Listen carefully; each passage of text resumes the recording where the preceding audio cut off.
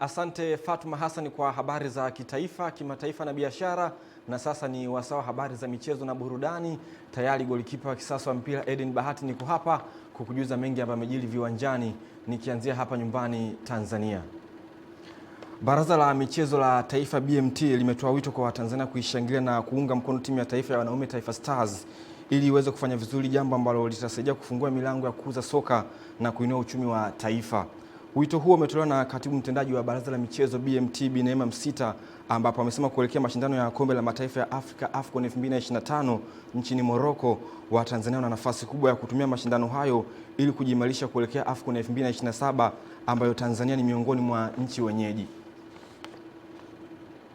Maandalizi ni mazuri kwa maana ya serikali kwa BMT kwa kushirikiana na TFF tayari wako kwenye mipango. Sasa nini wito wetu kwa Watanzania? Sote tunafahamu kwamba sisi kwanza ni wenyeji wa mashindano ya AFCON 2027 na tulifanya kwa majaribio kupitia CHAN na tulifanya kwa mafanikio makubwa. Natoa wito kwa Watanzania, kwanza tuende kwa ajili ya kuishangilia timu yetu ya Tanzania. Pamoja na dua kubwa tutakayoombea Taifa Stars, lakini pia ni muda mwafaka wa sisi pia kuwaunga mkono Taifa Stars. Kwa hiyo Mtanzania yote anayetaka kwenda kupata exposure, kwenda kushangilia timu yake, aone uwezekano ni namna gani anaweza kuanza kujipanga na kujichakata ili aweze kushiriki pale Morocco kushangilia timu yetu ya taifa inaposhiriki mashindano yake mbalimbali. Lakini wito wangu mwingine ni kwamba kwa kuzingatia fursa inayokuja kwenye AFCON ya 27, huu ni muda mwafaka wa kwenda kujifunza na kujionea ni kitu gani tunaweza tukatumia tukaona kama ni fursa ya kutunufaisha kiuchumi, kijamii na kiutamaduni. Kwa hiyo tukienda kule tusiende tu kushangilia Stars, basi tukachungulie ni kitu gani tunaweza tukarudi hapa tukakiimarisha na tukakiboresha au tukakifanya ambacho kitatufungulia milango zaidi tukanufaika na AFCON ya 27. Kama ambavyo tunafahamu kuwa wenyeji wa mashindano mara nyingi tunaangalia zaidi baadaye tutanufaika vipi. Kwa hiyo ni waite wa Tanzania mwenye nia ya dhati aliyejipanga vizuri wanakaribishwa kushirikiana na sisi kujiunga, twende pamoja AFCON 2025 Morocco. Stars ni yetu, tuipambanie kwa pamoja. Huyo ni Bi Neema Msita, katibu mtendaji wa baraza la michezo la taifa, akitoa wito huo. Lakini kwingineko ni kwamba ofisi ya msajili wa vyama vya michezo nchini iliyo chini la baraza la michezo la taifa BMT imevitaka vyama vyote vya michezo nchini kuhakikisha vinalipa ada zao za mwaka kama ilivyoainishwa katika sheria na kanuni zinazosimamia michezo nchini. Kauli hiyo imetolewa na msajili wa vyama vya michezo Tanzania, wakili Abel Ngilangwa, wakati akizungumza na Channel 10 Michezo.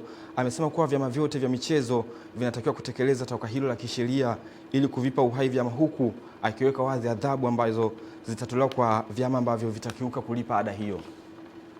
Kuanzia sasa baraza litaanza kuchukua hatua na kuvifuatilia vyama vyote ambavyo vimesajiliwa na baraza la michezo la taifa kuhakikisha vinalipa ada.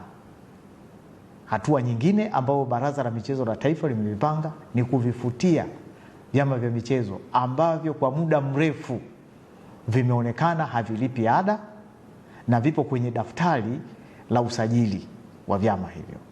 Kwa hiyo wito wetu ni kwamba viongozi ambao wanaviongoza vyama hivyo kuhakikisha wanachukua hatua hiyo mara moja kwa kuvihuisha hivyo vyama ili viwe hai, kwa sababu kanuni na sheria itakapoanza kutekelezwa vyama hivyo vitaathirika kwa maana ya kwamba kwanza, kama baraza halitaweza kuvipa huduma zile za msingi ambazo huwa wanakuja baraza na kuziomba kwamba waweze kusaidiwa kwa namna moja au nyingine. Pili, tutaanza kutoza faini, kwa sababu kanuni inatuagiza kwamba kwa mtu aliyechelewa kulipa ada atozwe faini. Tatu, kwa viongozi hao wote wanaoviongoza hivyo vyama tutaanza kuwachukulia hatua, kwa sababu hapo ndio tunapima kwamba kiongozi bora ni yupi.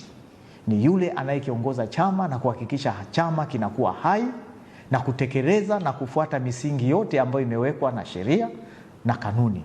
Na mwisho kabisa, hatua ambayo tutaichukua ni kuvifutia vyama vyote ambavyo tutaona kwa muda mrefu sasa havijalipa ada na havijaja kuhuisha hizo taarifa zao au kulipa ada ili vionekane hai. Taarifa hiyo kutoka ofisi ya msajili wa vyama vya michezo inatuwekea nukta kubwa kwenye habari za kitaifa, na sasa ni wasaa habari za michezo medani za kimataifa. Tuungane na msimulizi wetu. Karibu katika medani za kimataifa. Ligi ya mabingwa barani Ulaya iliendelea usiku wa jana kwa michezo 9 kupigwa katika viwanja tofauti. Katika mchezo mkubwa uliosubiriwa kwa hamu ni timu ya Manchester City ambayo ilipata ushindi muhimu dhidi ya Real Madrid kwa mabao 2-1 ugenini katika dimba la Santiago Bernabeu. Ushindi huo uliwaweka mabingwa hao wa Ulaya mwaka 2023 katika nafasi nzuri ya kuingia hatua ya mtoano. Nchini Ubelgiji, Arsenal iliibuka na ushindi mnono wa mabao 3-0 dhidi ya Club Brugge na kukaa kileleni mwa msimamo wakiwa na alama 18 baada ya kucheza michezo 6. Ajax ilipata alama 3 baada ya kuichapa Karabag FK mabao 4-2, wakati Copenhagen ilipata ushindi wa kushtua wa mabao 3-2 dhidi ya Villarreal nchini Hispania.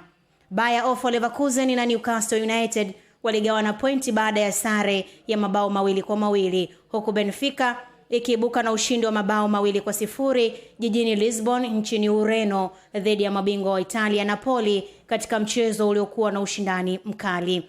Mabingwa mara 2 wa Ulaya Juventus iliendelea kutakata nyumbani kwa ushindi wa mabao 2-0 dhidi ya Pafos FC, wakati Athletic Bilbao na PSG zikitoka sare katika mchezo wa kukamiana zaidi. Borussia Dortmund nayo ililazimishwa sare ya mabao 2-2 dhidi ya Bono Glimt katika mchezo uliokuwa na kasi kubwa. Matokeo haya yanazidi kutia ugumu zaidi kuelekea hatua ya 16 bora. Ni hayo tu katika medani za kimataifa. Mimi ni Winga Teleza, Witness Ngalawa.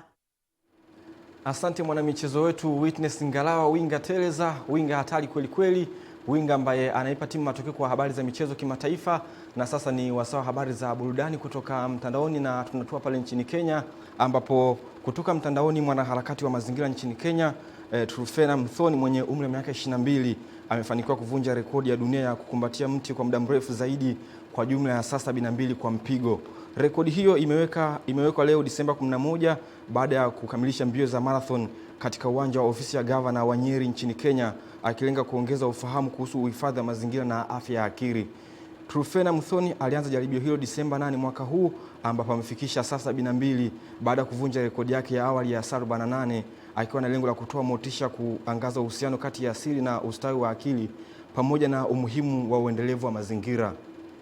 Hayo yamefanyika katika kaunti ya Nyeri nchini Kenya, ambapo mamia ya wananchi walijitokeza kushuhudia tukio hilo la kihistoria.